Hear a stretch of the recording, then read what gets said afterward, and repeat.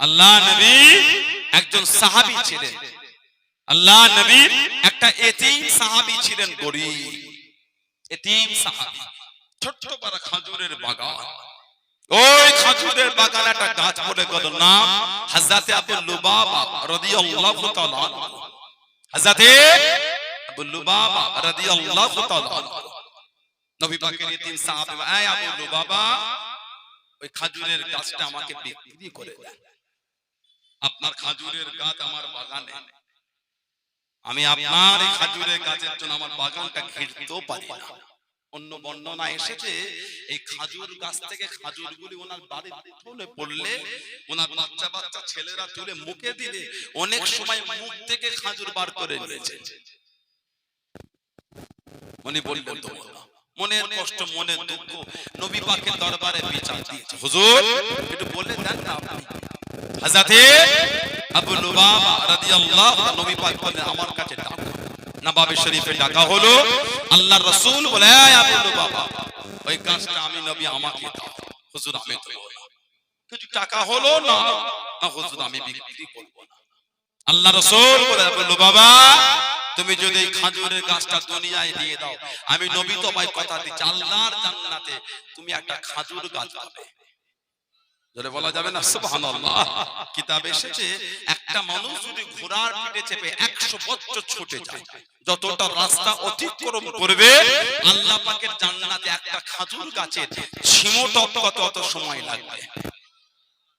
ওই মজলিসে ছিলেন হযরত আবু দারদা রাদিয়াল্লাহু তাআলা। ওই মজলিসে আল্লাহ নবী সামনে চলে গেলেন।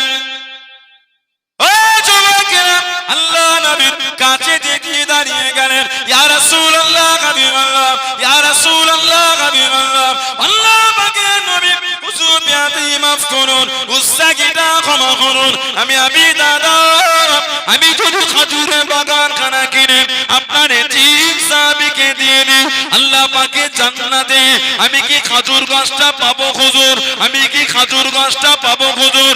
আল্লাহ নবী জানিয়েছেন, আল্লাহ নবী শুনিয়েছেন, ও বাবা আবি দাদা রাদিয়াল্লাহু তাআলা আনহু, তুমি যদি কিনে দাও আল্লাহ পাকের জান্নাতে তুমিও খেজুর গাছটা পাবে হুজুর। হযরত আবি দাদা রাদিয়াল্লাহু তাআলা আনহু টুকটুক করে চলে গেলেন। হযরত আবু লুবাবার কাছে গেলেন, আবু লুবাবার সামনে গেলেন।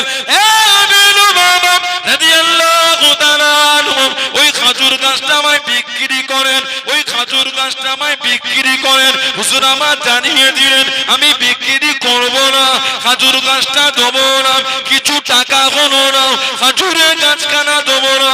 হযরত আবি দাদা রাদিয়াল্লাহু তাআলা আনহু হুজুর আমার জানিয়ে দিলেন, এ আবু লুবাবা রাদিয়াল্লাহু তাআলা আনহু, আমার একটা খেজুরের বাগান আছে, যে খেজুরের বাগানে 600 খানা খেজুরের গাছ আছে, একটা মিষ্টি পানির কুয়া আছে, একটা বড় বাড়ি আছে, ওই একটা গাছ যদি আমায় দিয়ে দাও আমি আবি দাদা গোটা বাগান তোমায় দিয়ে দেবো।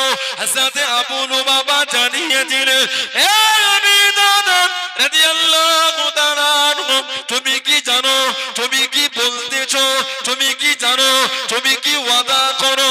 হুজুর আমার জানিয়েছেন ওই একটা গাছের জন্য গোটা বাগান আমি দিয়ে দেবো। হযরত আবি দাদা রাদিয়াল্লাহু তাআলা আনহু খেজুরের গাছখানা কিনে নিয়ে আল্লাহ নবীর এতিম সাহাবীকে দিয়ে দিলেন। আল্লাহ নবীর এতিম সাহাবীকে জানিয়ে দিয়ে আল্লাহ নবীর সামনে চলে গেলেন। আল্লাহ নবীর কাছে গিয়ে দাঁড়িয়ে গেলেন। আসসালামু আলাইকুম ইয়া রাসূলুল্লাহ, হাবিবাল্লাহ। আল্লাহ নবী সালামে জবাব খানা দিলেন, আল্লাহ নবী উত্তর খানা দিলেন। আল্লাহ নবীকে জিজ্ঞাসা করলেন, ইয়া রাসূলুল্লাহ, হাবিবাল্লাহ, ইয়া রাসূলুল্লাহ, হাবিবাল্লাহ, আল্লাহ পাকের নবী, আল্লাহ পাকের জান্নাতে খেজুরের গাছটা কি পাবো হুজুর? খেজুরের গাছটা কি পাবো হুজুর? আমি আবি দাদা আপনার এতিম সাহাবীকে ওই খেজুরের গাছটা দিয়েছি হুজুর। আল্লাহ নবী জিজ্ঞাসা করলেন, আল্লাহ নবী জানতে চাইলেন, ও বাবা আবি দাদা কিসের বিনিময় কিনলে বাবা, কিসের বিনিময় নিলে বাবা? ইয়া রাসূলুল্লাহ, হাবিবাল্লাহ, ইয়া রাসূলুল্লাহ, হাবিবাল্লাহ, আমি আবি দাদা 600 খানা খেজুর গাছের বিনিময়ে একটা খেজুর গাছ কিনেছি। আল্লাহ নবী জানিয়েছেন, আল্লাহ নবী শুনিয়েছেন, ও বাবা রাদিয়াল্লাহু তাআলা আনহু, আল্লাহ পাকে জান্নাতে আর একটা খেজুর গাছ নয়, আর একটা খেজুর গাছ নয়, আমি নবী এখান থেকে দেখতে পাচ্ছি কামিন ইসকিরিদাইন লি আবি দাদাই ফিল জান্নাহ, কামিন ইসকিরিদাইন লি আবি দাদাই ফিল জান্নাহ। ও বাবা বিনানা, আল্লাহ পাকে জান্নাতে তোমার জন্য খালি খেজুরের বাগান আর বাগান, খেজুরের বাগান আর বাগান, খেজুরের বাগান আর বাগান আমি নবী এখান থেকে দেখতে পাচ্ছি। জনে বলুন সুবহান, আর একটু জনে বলুন সুবহান। আবি দাহদা, তুমি একটা গাছ কিনেছো 600টা গাছের, একটা গাছ কিনেছো 600টা গাছের বিনিময়ে গোটা বাগানই তুমি দিয়ে দিয়েছো। না না, আল্লাহ পাকের জান্নাতে তুমি আর একটা খেজুর গাছ পাবে। আমি রাসূল বলে দিলাম, আল্লাহর জান্নাতে তোমার জন্য খালি খেজুর গাছের বাগান আর বাগান, বাগান আর বাগান, বাগান আর বাগান আমি নবী এখান থেকেই দেখতে পাচ্ছি। জোরে বলুন, আর একটু জোরে বলা যাবে না? সেই আবি দাহদা রাদিয়াল্লাহু তাআলা আবু বকর সিদ্দিকের সাথে হেঁটে হেঁটে যায়, খালি যাওয়াটা একটু আগে হয়ে গেছে। আল্লাহর রাসূল বলেছেন, থামো, তুমি কার আগে হেঁটে হেঁটে যাচ্ছ জানো? সূর্য উদিত হওয়া থেকে অস্ত পর্যন্ত সমস্ত নবীদের পরে আবু বকর সিদ্দিকের মতন আর কেউ নাই। জোরে বলো, সেই আবু বকর সিদ্দিক রাদিয়াল্লাহু তাআলা দ্বীনের জন্য যে খিদমত, আল্লাহু আকবার, দ্বীনের জন্য যে দান, দ্বীনের জন্য যে খিদমত, দ্বীনের জন্য যে দান করেছেন। হযরতে নবী পাক সাল্লাল্লাহু আলাইহি ওয়াসাল্লাম ইসলামের শেষ যুদ্ধে গেলেন তাবুক। ইসলামের শেষ যুদ্ধ ছিল আমার নবীর তাবুক, নবম হিজরি। এরপরে আমাদের নবী কোন যুদ্ধ করেন, তাবুকের যুদ্ধ নবম হিজরি।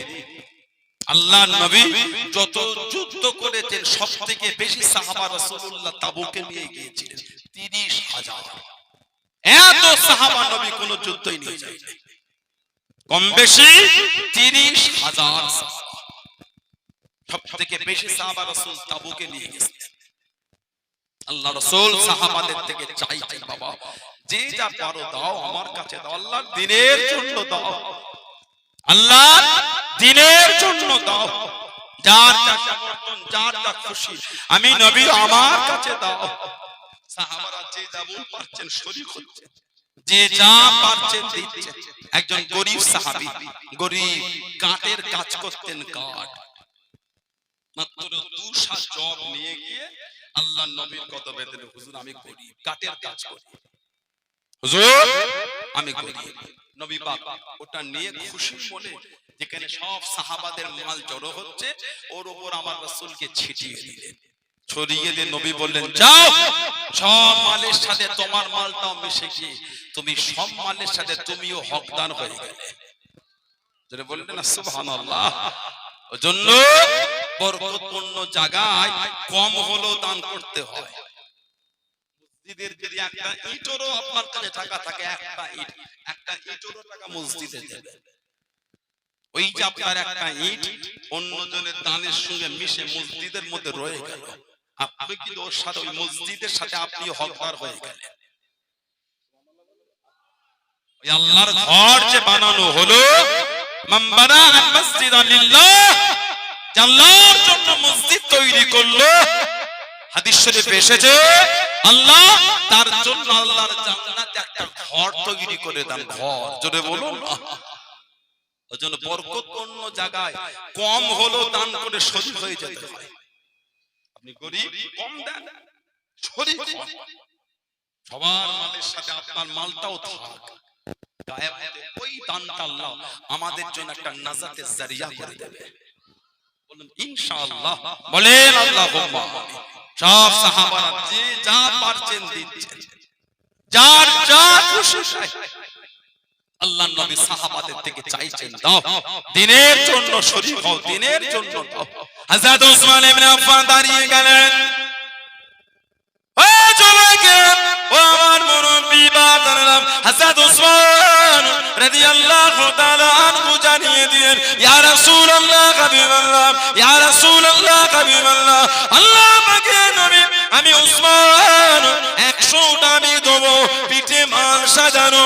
আল্লাহ নবী খুশি হয়ে গেলেন, আল্লাহ নবী কবুল করে নিয়ে আল্লাহ নবী আবারও বলেন, ও বাবা সামান, কার কাছে কি আছে বাবা, আমি নবী আমার কাছে দাও বাবা, আমি নবী আমার হাতে দাও বাবা। হযরত উসমান রাদিয়াল্লাহু তাআলা আনহু আবারও দাঁড়িয়ে গেলেন, ইয়া রাসূলুল্লাহ হাবিবাল্লাহ, ইয়া রাসূলুল্লাহ হাবিবাল্লাহ, আল্লাহ পাকের নবী, আমি উসমান 100 উট নয় হুজুর 200 উট আমি দেবো, পিঠে মাল সাজানো। আল্লাহ নবী কবুল করে নিয়ে আল্লাহ নবী খুশি হয়ে গেলেন। আল্লাহ নবী আবারও বলেন, আল্লাহ নবী আবারও বলেন, কার কাছে কি আছে বাবা, আমি নবী আমার হাতে দাও বাবা, আমি নবী আমার কাছে দাও বাবা। হযরত উসমান দাঁড়িয়ে গেলেন, ইয়া রাসূলুল্লাহ হাবিবাল্লাহ, ইয়া রাসূলুল্লাহ হাবিবাল্লাহ, আল্লাহ পাকের নবী, আমি উসমান 200 উট নয় হুজুর, আমি উসমান আপনার কদমে 300 উট আমি দেবো, পিঠে মাল সাজানো। আল্লাহ নবী খুশি হয়ে গেলেন, আল্লাহ নবী কবুল করে। আল্লাহ নবী আবারও বলেন, আল্লাহ নবী আবারও বলেন, ও বাবা সামারা, আল্লাহ দ্বীনের জন্য কার কাছে কি আছে বাবা, আমি নবী আমার কাছে দাও বাবা, আমি নবী আমার কাছে দাও বাবা। হযরত উসমান ইবনে আফফান রাদিয়াল্লাহু তাআলা আনহু আবারও দাঁড়িয়ে গেলেন, ইয়া রাসূলুল্লাহ হাবিবাল্লাহ, ইয়া রাসূলুল্লাহ হাবিবাল্লাহ, আল্লাহ পাকের নবী, আমি উসমান 300 উট নয় হুজুর, আমি উসমান আপনার কদমে 600 উট আমি দেবো, পিঠে মাল সাজানো। জোরে বলুন সুবহান, আর একটু জোরে বলুন সুবহান।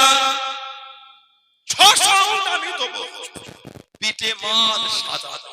নবী এত খুশি হয়েছেন, নববী শরীফে মিম্বারে নবী উঠে দাঁড়িয়ে বলেন, উসমান, তোমার উপর আল্লাহ এত খুশি হয়ে গিয়েছেন, তোমার কোনো কাজ আর তোমাকে কষ্ট দিতে পারবে না। তার মানে তোমার দ্বারা যদি তোমার কোনো ভুল হয়ে যায়, তোমার কোনো ক্ষতি করতে পারবে না। উসমান ইবনে আফফান নবীর কদমে গিয়ে, ইয়া রাসূলুল্লাহ, আরো 300 উট আমি দেব। জোরে বলুন সুবহানাল্লাহ।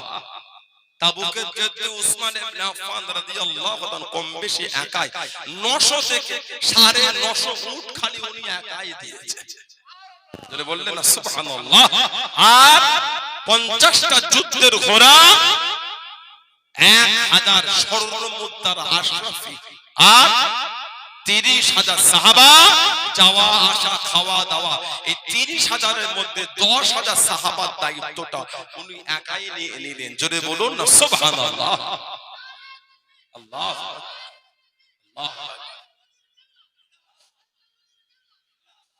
সেই হযরত উসমান, কদিন আগে ভিডিও দেখলাম, বাংলাদেশের এক খাসে ওই জুম্মার দুটো আযান বেদাত,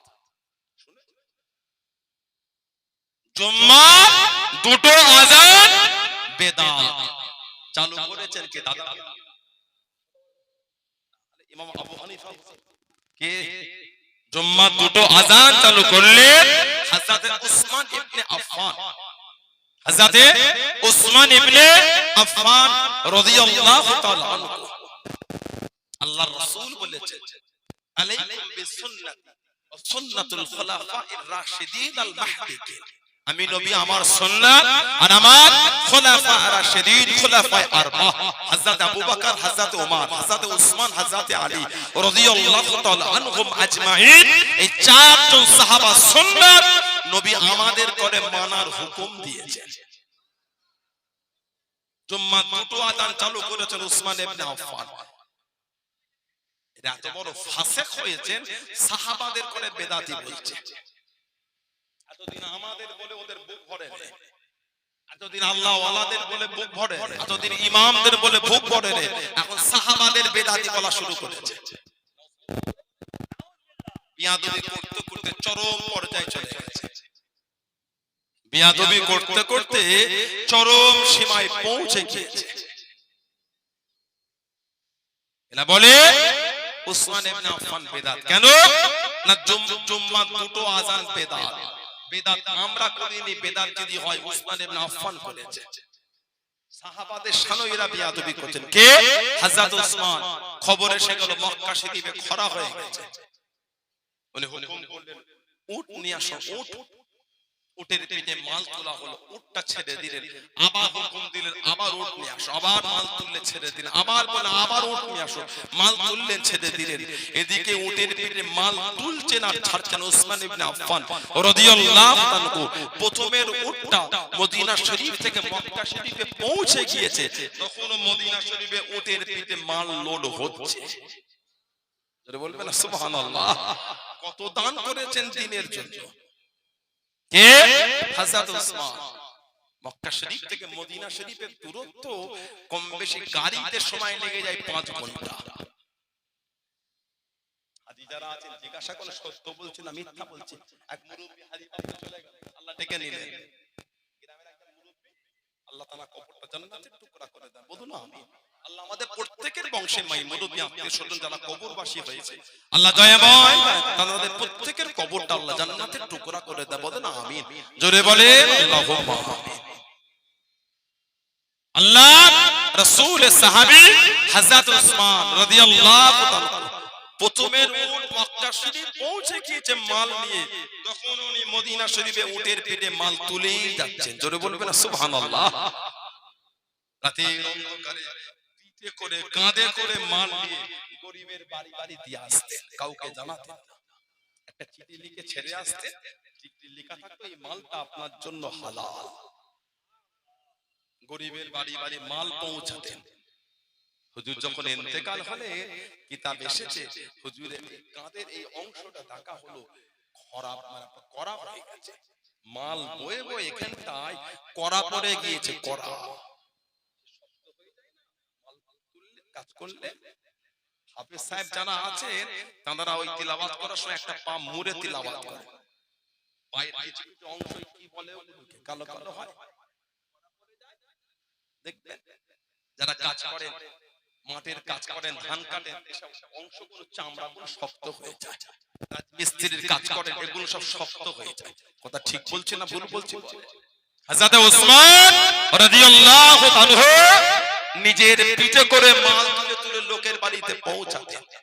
এই অংশটা হুজুরের দাগ পড়ে গেছিল, সেই হযরত উসমান হয়ে গেলেন এখন বেদাতি। বলুন নাউযুবিল্লাহ। তাবুকের যুদ্ধ আমার নবী পাকের জীবনের শেষ। হযরত ওমর রাদিয়াল্লাহু আনহু বাড়ি চলে গেলেন। হুজুর ঘরে গিয়ে কয়েকটা উটের পিঠে মাল লোড করে নবী পাকের দরবারে চলে আসলেন, সালাম দিলেন। নবী পাক সালামের জবাব, কি খবর? হুজুর এই আমার তরফ থেকে এত মাল। হুজুর এই কিঞ্চিত পরিমাণ। আল্লাহর নবী জিজ্ঞাসা করলেন, আল্লাহর রাসূল জিজ্ঞাসা করলেন বাড়ির জন্য কি রেখে আসলেন?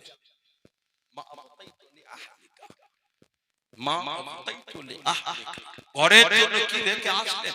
ইয়া রাসূলুল্লাহ সাল্লাল্লাহু আলাইহি ওয়াসাল্লাম, হুজুর এর অনুরূপ ঘরে রেখে এসেছে, মানে আমার যা মাল ছিল ওর অর্ধেকটা আপনাকে দিয়েছি, অর্ধেকটা ঘরে।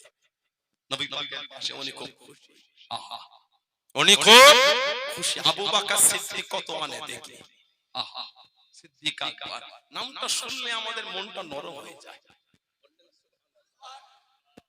এত ভালো নবীকে বাসতেন। বুখারী শরীফে একটা হাদিস আছে, আল্লাহ রাসূল অসুস্থ, আল্লাহর নবী অসুস্থ, বিদায় হজ করলেন 10 হিজরি। এই যে রাসূলুল্লাহ মদিনা শরীফে ফিরলেন, অসুস্থ হয়ে গেলেন। কিছুদিন সুস্থ, কিছুদিন অসুস্থ। মাসটা ছিল সফর, মাসটা ছিল আরবি মাসের দ্বিতীয় মাস সফর। মুহররম, সফর, তারপরে রবিউল আউয়াল। রবিউল আউয়াল শরীফে নবী পাক আল্লাহর পেয়ারা হয়ে গেলেন, বিশাল শরীফ নবী। সফর আল্লাহর নবী 3 দিন হুজরা শরীফ থেকে বার হতে পারে। নবী পাক হুকুম দিয়েছিলেন, আমার আবু বকরকে বলো আমার সাহাবাদের নামাজটা পড়ায়। বলো সুবহানাল্লাহ রাদিয়াল্লাহু তাআলা। আবু বকর সিদ্দিক রাদিয়াল্লাহু তাআলা নামাজে দাঁড়ালেন, সাহাবারা নামাজ পড়ছে, নবী পাক একটু দেখলেন, দেখি আমার সাহাবারা কি করছে। হুজরা শরীফের পর্দাটা সরিয়েছে, আল্লাহু আকবার। সাহাবারা সব নামাজ হালাতে নবী পাকের ঘরে চলে গেছে। বলবেন সুবহানাল্লাহ। আবু বকর সিদ্দিক ইমামতি করেই যাচ্ছে। যারা রিয়াজুল জান্নাতে ঢুকেছেন জানেন, নবী পাকের রওজা শরীফটাই নবীর হুজরা। নবী পাকের রওজা শরীফ ওটাই নবীর হুজরা। আর নববী শরীফের মিম্বার, ওখানে দাঁড়ালে রওজা শরীফটা লেফটে পড়বে, বাম হাতে। রওজা শরীফ বাম হাতে। বলেন সাহাবারা সব এইভাবে কাবা শরীফের দিকে তাকিয়ে নামাজ পড়ছে। কাবা শরীফের দিকে নবী পাক ওই পিছনের বাম দিকের কোণে, সাহাবারা তো তাকিয়ে আছেন সিজদা জায়গায় সামনে, বাম দিকের কোণটাই দেখলেন কি করে? তার মানে নবী পাক যখন বার হয়েছেন, নবী পাকের চেহারা শরীফের নূর সাহাবারা এতটাই বুঝতে পেরেছেন, নামাজ হালাতে সাহাবারা ঘুরে গেছে।